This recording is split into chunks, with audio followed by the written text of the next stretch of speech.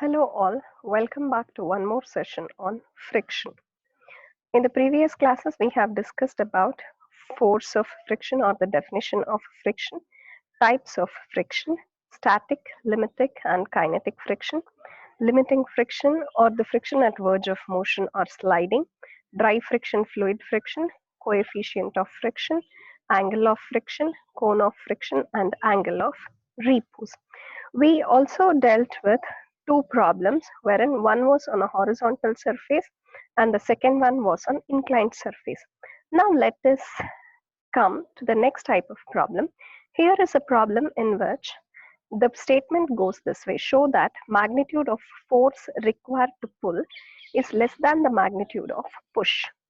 The given data is weight is 5 kilonewton, coefficient of friction is 0.4, and theta at which the force is inclined is 30 degrees. What we are supposed to find out is, here is a block of weight 5 kg. We are supposed to show that the force of magnitude required to pull the object is more when compared to the push. Now let us write the free body diagram. This is the block. We have got weight W and perpendicular to the contact surface we have a reaction R. The direction of motion, the object is being pushed, hence the direction of motion is from left towards right. The angle or the force is inclined at an angle of theta. So this push can be resolved into horizontal and vertical component. Let us assume the push being applied as P1. P1, P1 horizontal component will be P1 cos theta, vertical component will be P1 sin theta. We also have 5 kilonewton and a reaction R. Since the object is being pushed from left to right, friction will be from right to left, which is equal to mu R.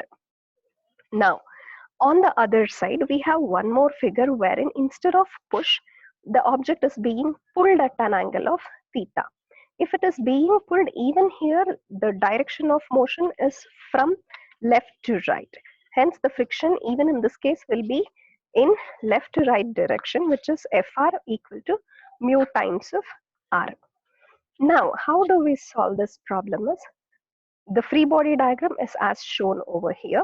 Now, summing up the entire thing into summation of h is equal to 0 and summation of v is equal to 0, we have in the first case P1 cos 30 degree minus 0.4 times r to be equal to 0.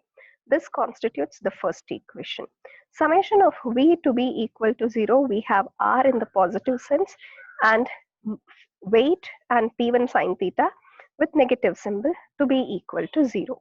This constitutes second equation. We have got r to be equal to P1 sin 30 plus 5 and 0.4 times r to be equal to P1 cos 30. Substituting r in 1, we get the required push P1 to be equal to 3.24.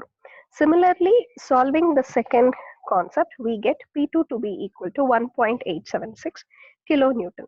Now looking at the problem statement, show that the magnitude of force required to pull is less than the magnitude of force required to push. So it is very clear from our answer that push required is more when compared to pull. We can write it as magnitude of push is always greater than magnitude of pull. It is easy, it requires more effort to push an object rather than pulling it. Now here comes one more kind of problem wherein find the force P just required to slide block B. Also find tension in the string.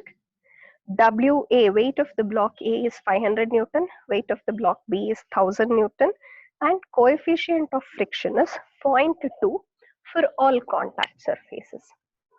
Now, things that needs to be understood over here is, we have got two different contact surfaces. That is, at the junction where A sits on the B, we have one contact surface, and at the point where B sits on this ground, we have one more contact surface. And Since block A is fixed with the string, block A does not move. But as block B moves from right towards left, A appears to be moving from left towards right in comparison to B. That is, block B tends to move left due to B.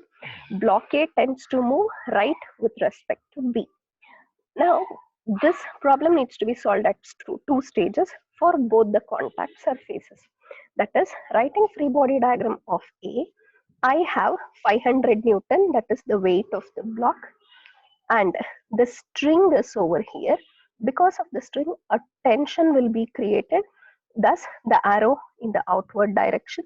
This needs to be resolved into horizontal and vertical component, T cos 30 and T sin 30. At the point of contact, we have reaction which is named as R1. Because of this reaction and the block moving from left towards right, there will be a friction of mu times R1 from right towards left. Applying summation of V to be equal to 0, we get R1 equal to 500 minus T sin 30, and applying summation of H to be equal to 0, we get T to be equal to 103.516 Newton. Substituting the same thing in first equation, we get reaction 1 as 448.24. Now coming to the second component which is nothing but the point B. At point B, various forces available is the reaction which was at this junction gets over here, that is R1 acting downwards, 1000 Newton, which is the weight of the block, friction due to the movement of A in relation to B, and the force being pulled at this junction, and also a friction because of B moving from this direction towards the left. So since the direction of movement is towards left, both the friction will be in the opposite direction, that is left to right. Now solving summation of V to be equal to 0 and summation of H to be equal to 0, the problem gets solved as reaction to 1448.24 Newtons and the pull P to be equal to 379.296. At the pull of 379.296, block B will just start moving with respect to block A. These kinds of problems are solved in the same manner. Here in this problem, P, the pull is inclined at some angle theta.